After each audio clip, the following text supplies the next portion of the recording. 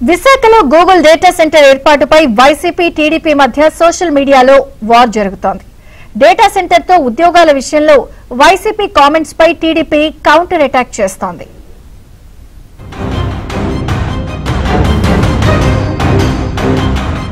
ఏపీలో పెట్టుబడులపై సోషల్ మీడియాలో రచ్చ జరుగుతోంది. దేశవ్యాప్తంగా మొదటి స్థానంలో ఎక్స్ లో ట్రెండ్ అయిన విశాఖలో గూగుల్ ఏఐ డేటా సెంటర్ ఏర్పాటుకు సంబంధించి దేశంలో అతిపెద్ద విదేశీ ప్రత్యక్ష పెట్టుబడిని కేంద్రమే ప్రకటించింది.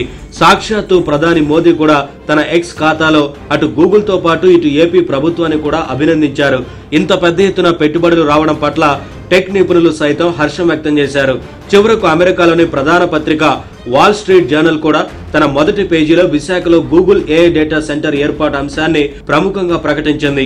దీనిపై ఏపీ సీఎం చంద్రబాబు తన ఎక్స్ ఖాతాలో స్పందించారు. వాల్ స్ట్రీట్ జర్నల్ లాంటి పత్రిక పెట్టుబడుల అంశాన్ని ప్రస్తావించడాన్ని పేర్కొంటూ ఆ పత్రిక క్లిప్పింగ్ తో పోస్ట్ చేశారు. Youngest state, highest investment, Google comes to AP అంటూ ట్వీట్ చేశారు.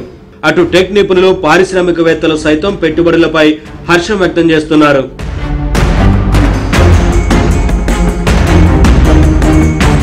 ఇంతవరకు బాగానే ఉన్న వైసీపీ మాత్రం పెట్టుబడులపై సోషల్ మీడియాలో ప్రభుత్వంపై విమర్శలు గుప్పిస్తోంది.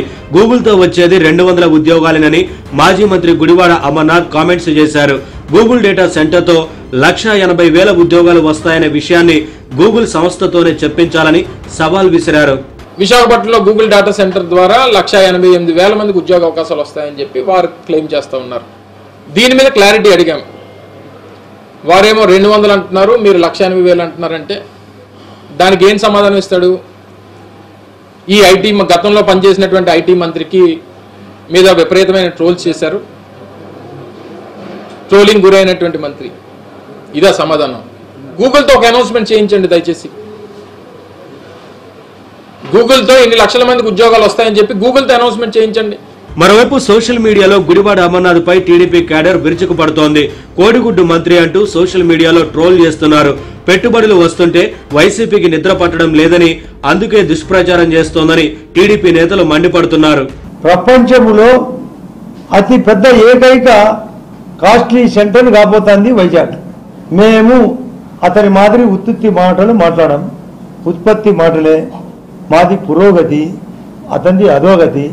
మాది ధర్మ సంస్కృతితో కూడిన సౌభాగ్యం, అతనిది ధర్మ విస్మృతితో కూడిన దౌర్భాగ్యం. అతనికి లూజు మాట్లాడడం తప్ప లూజు గలీజు మాట్లాడడం మానుకోవాలా.